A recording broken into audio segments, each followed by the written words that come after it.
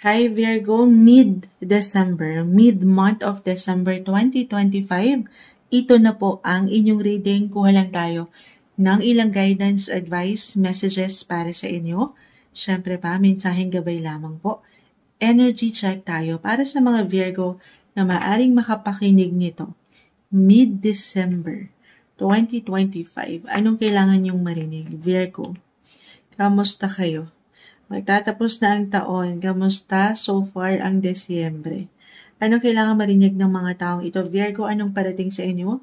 Anong aasahan nyo? Mid-month of December 2025. Virgo.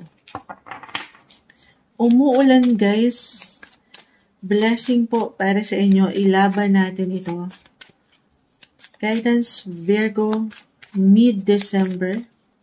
Ano pong kailangan marinig ng mga taong ito? Mensaheng gabay para sa mga Virgo, mid-month of December. Virgo energy. Guidance po para sa mga taong ito.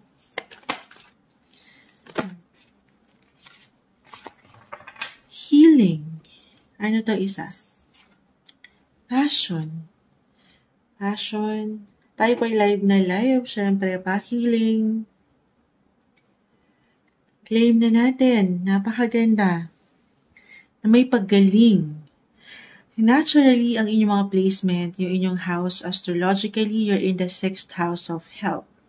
Physically, mentally, emotionally, or even financially, yung freedom dyan, financial freedom, why not? May healing. May paghilom ng ilang sugat. May paggaling. Marirefresh ang mga sitwasyon. Gusto niyo yun? Dito pa lang ay feel na merong ilang exciting ganap, passion, nag-iinit, on fire, ang mga bagay. Especially rin po, 6th and 10th house, yung energy na nakikita ko rito. 6th is connected, 6th, 5th, 6th, and 10th house, astrologically. Ano yun? Dito pa lang, ang dami na sinasabi ni Moonchild. Pagdating sa inyong daily work, service, sa inyong mga pang-araw-araw na kabuhayan or buhay, trabaho, paggawa. 10th house, again, ayun na yun.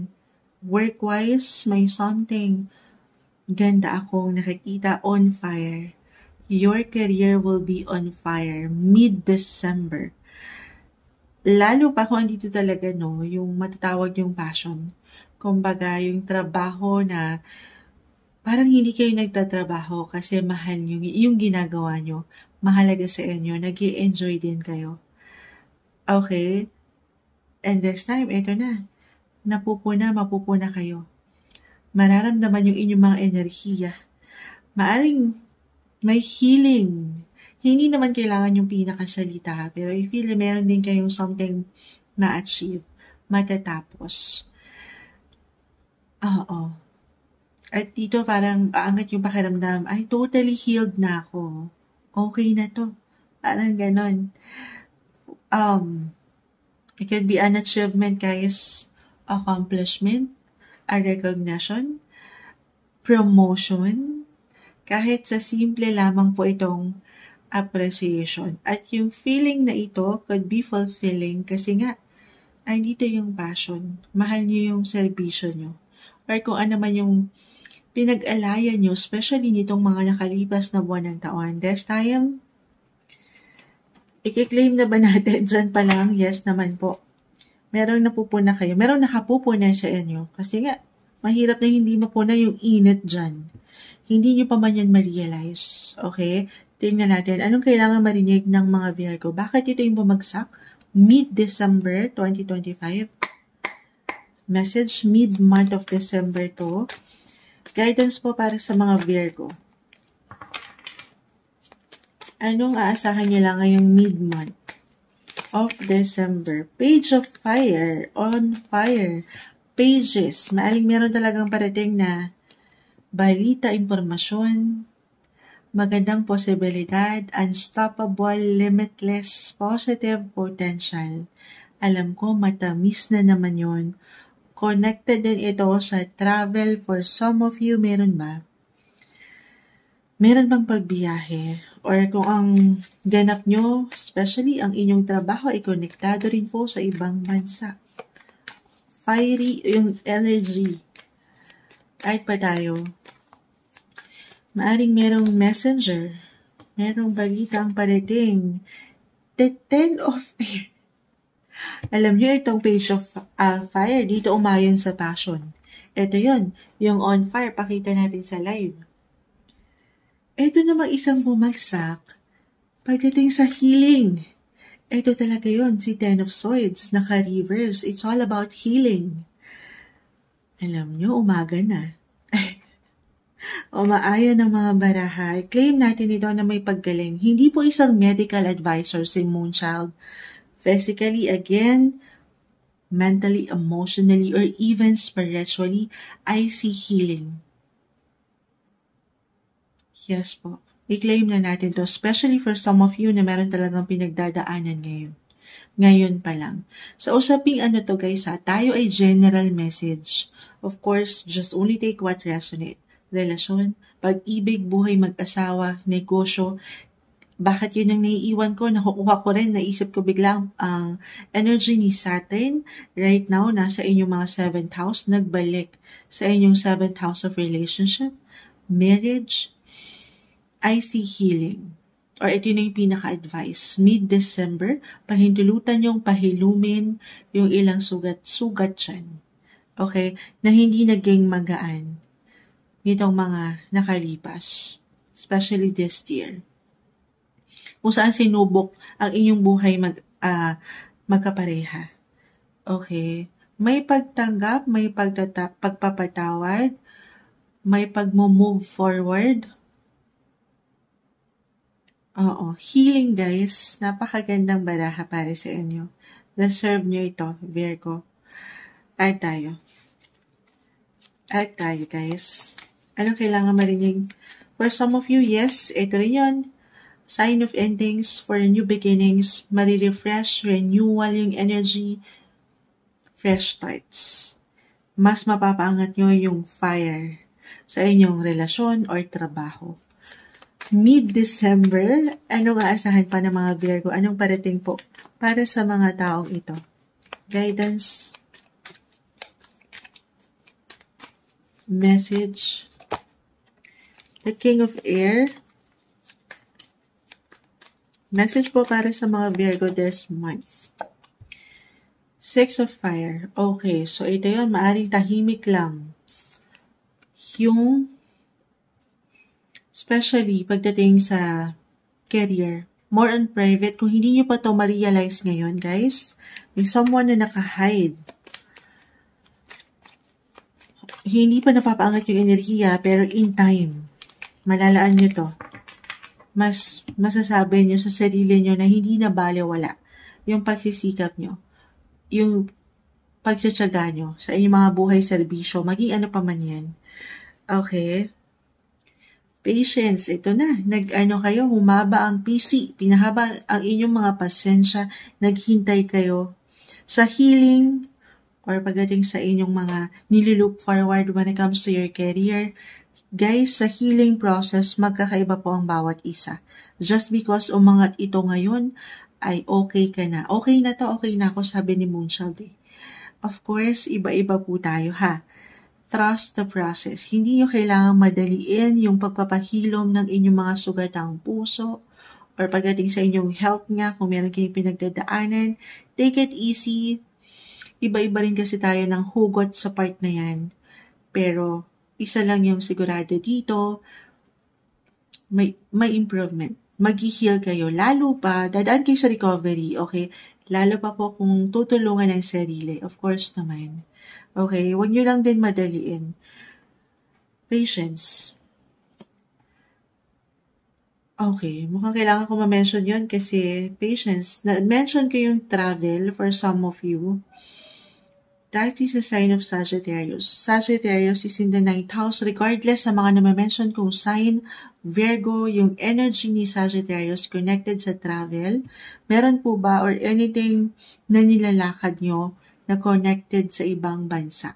Papeles, dokumento, visa, passport, Or kung meron kayong mga in-order online mula sa ibang bansa, since holiday season ngayon, mga nagsha-shopping na ba kayo? Halimbawa, sa ano pa to? Sa China pa to. Alam niyo, si Moonchild, may hinihintay ako na parcel. Ma-share pa yon. Pero, natatagalan, maaring matagalan guys. Merong ilang delays akong nakikita, naka-reverse. Patience, that is the temperance card po. So, habaan ng PC, merong dahilan kung bakit natatagalan or nagkakaroon ng delays ng ilang glitch. Okay, take it easy. Huwag paangatin yung pag-init ng inyong mga ulo or pasensya. Okay, stay calm. Kasi king, vote king. Ari king, parang ganun eh. King. Both in reverse, king of water, king of cups. Balance is the key. I feel for some of you kasi maaring iiksi ang pasensya sa ilang sitwasyon. Habaan ito ngayon. Ito yung pinaka-advice. Kayo na to. Ako na naman ba yan, Moonchild? Yes po. Kayo na tong higit na maging bigger person sa anumang nilalakad nyo ngayon or anumang pwedeng ihain ng universe, lalo pa sa mga pagkakataon na natatagalan kayo. Doon sa mga hinihintay or nilulook forward nyo sa buhay, yung healing. Okay, or itong na-mention ko na magandang posibilidad pagdating sa inyong career, Page of Fire. Merong parating na message, guys. Balita na na-mention ko. End time. Huwag kayong mag-alala. Patience. I see develop. I-claim na natin to, ha? Oo, lalo pa kung naramdaman nyo na itong kabagalan na to, in a way na parang hindi ganun naging okay. Magkakaroon ng pagkasapat. Maharap yung ilang kailangan harapin na nagkakaroon ng ilang imbalances. Wala namang perfect eh. Baka ganun yung nakukuha kong energy na kasi as a Virgo, may tendency, hindi ko nila lahat. Pero may tendency, along with your other cards din dito, ito naturally, very detailed-oriented kasi kayo. Gusto nyo pulido, maayos ang mga sitwasyon, nakahanay. At maaaring umangat yung pagiging perfectionist ng ilan des mid-month na okay lang naman. Lalo pa, syempre, gusto nyo makita na perfect yan eh. Gusto nyo maganda lahat, maayos. Pero take it easy, don't be too hard sa inyong mga sarili. Kasi may tendency, di ba, kapag tayo ay nagiging perfectionist, meron lang kayong makita na konting gusot. Oo, ay hindi nyo na agad ito magustuhan. At dito baka, alam niyo yun, hindi nyo ma-appreciate or umulit kayo from the day one. Okay? So, take it easy. Wala namang perfect. Walang perfect na sitwasyon, posisyon, or tao. Ayan. Bigger person, paangatin ang pag-unawa at paghaba ng inyong mga PC ngayong mid-month. So, ang lawak ng ilang delays, meron ako ilang kabagalan guys na nakikita ha. Again, sa healing, iba-iba tayo dyan, yung proseso, or dito sa buhay karera, kung palagay mo, parang hindi ka na-appreciate or hindi umaangat ang posisyon mo, or walang something recognition man lang, or appreciation, meron po. Naka-hide lang. Maaring hindi nyo pa maramdam, pero merong umangat dito, nag-iinit po ang inyong mga buhay karera, guys. For some of you na hindi pa ito totally ramdam ngayon. End time, may dahilan ng kabagalan na ito, guys. Or kung meron kayong hinihintay na ilang, sabi ko nga, balita sa ibang bansa or anything na nilalakad nyo, documents, ganyan. Or konektado, physical, mental, emotional, financial, yan po ay may dahilan. Maaring nilalayo kayo niyan sa ilang hindi kagaanan na sitwasyon. So you have to trust the process. Patuloy na pagtitiwala sa proseso. Kahit na minsan parang hindi umaayon sa ilang plano mo. Okay? In God's timing. Perfect timing, guys. At hindi sa ilang naitakda mo sa iyong sitwasyon, sa iyong isipan. Sabi ko nga, mga planner kayo eh. Detailed-oriented kayo eh. Kung hindi man yan umayon sa mga kagustuhan nyo, may dahilan. Para yan, nilalayo kayo sa ilang kapahamakan. Okay? Timing. Other messages sa habol natin nito, maaring haba, Virgo, no? Pagtingin ko sa oras, mag-15 minutes na tayo mahigit. Pero, habol ko, reconnection, reunion pa rin, may something celebration sa family. Eto yun, iba-iba tayo ng healing. For some of you na nagkaroon ng tension ba sa pamilya, this time, mas mapapalago nyo, mas mararamdaman nyo yung growth sa bawat isa. Or ito na yun, a message, more quality time kasama ang mga mahal mo at mahalaga sa'yo.